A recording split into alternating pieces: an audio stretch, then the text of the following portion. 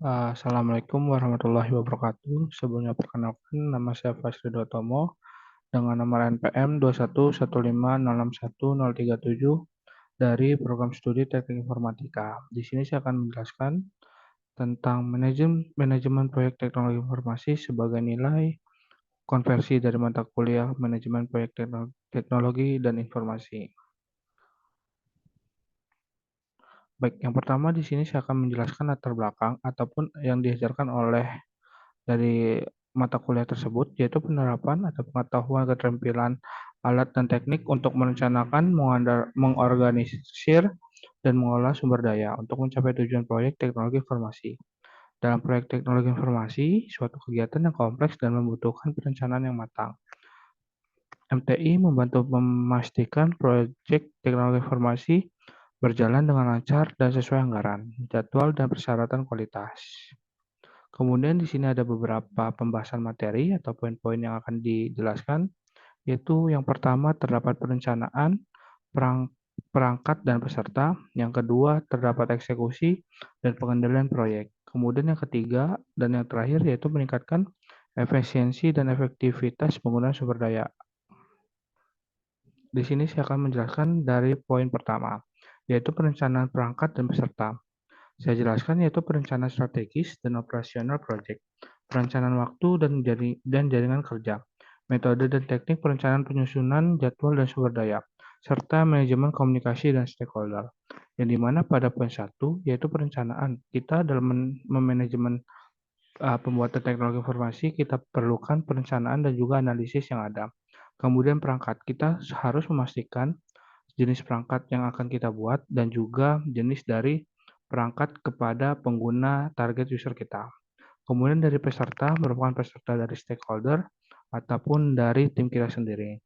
Kemudian yang poin kedua yaitu eksekusi dan pengendalian proyek. Dalam eksekusi dan pengendalian proyek yaitu tentang pelaksanaan proyek, pengendalian kualitas, pengendalian biaya, pengendalian jadwal, dan juga pengendalian risiko.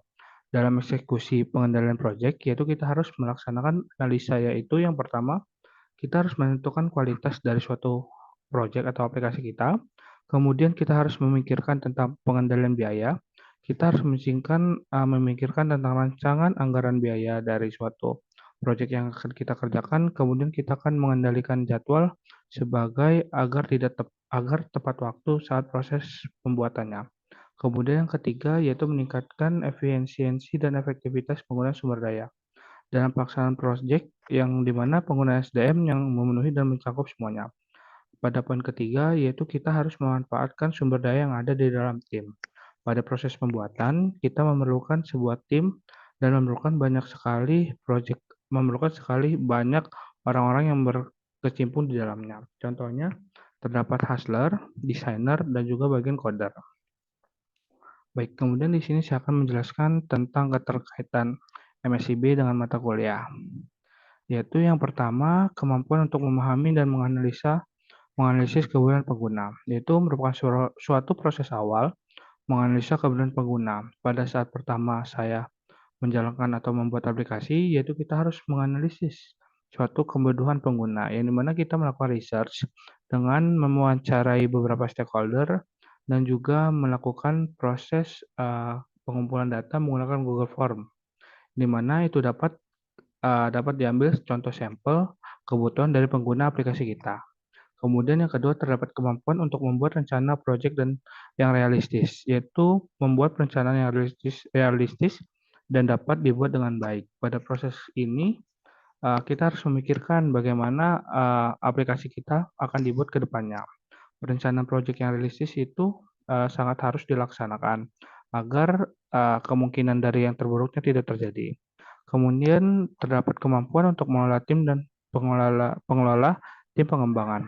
Pada proses pengembangan, kita harus mengelola tim secara benar, yang dimana terdapat bagian-bagian tim yang berbeda dan juga masing-masing divisi yang berbeda. Contohnya seorang hustler, yaitu seorang project manager, kemudian terdapat seorang desainer dan seorang coder, di mana mereka memiliki tugasnya masing-masing dan harus dikerjakan secara bersama dan sesuai dengan jadwal yang sudah ditetapkan. yaitu terdapat membuat kode, menguji aplikasi, dan merilis aplikasi. Pada proses ini, kita setelah desainer setelah menyelesaikan tentang bagian antarmuka dari aplikasi, kita juga membuat kode yang akan dijelaskan di dalam front-end developer dari aplikasi tersebut. Yang dimana proses pembuatan front-end developer yaitu sesuai yang ada di dalam antarmuka aplikasi yang sudah dibuat di dalam antarmuka user experience dan user interface. Kemudian kemudian terdapat komunikasi dan kolaborasi, di mana tim pengembang perlu berkomunikasi secara teratur untuk memastikan pemahaman yang jelas tentang persyaratan dan progres proyek. Yang di mana komunikasi ini sangat penting, yang di mana dipimpin oleh seorang project manager dan juga terdapat scrum master di masing-masing timnya.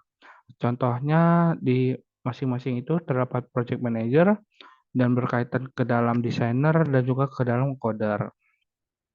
Kemudian terdapat manajemen sumber daya, di mana misalnya terdapat seorang tim yang beranggotakan 5, kita wajib membagikan tugas secara merata, yaitu satu project manager, satu desainer, dan juga 3 dari tim coder.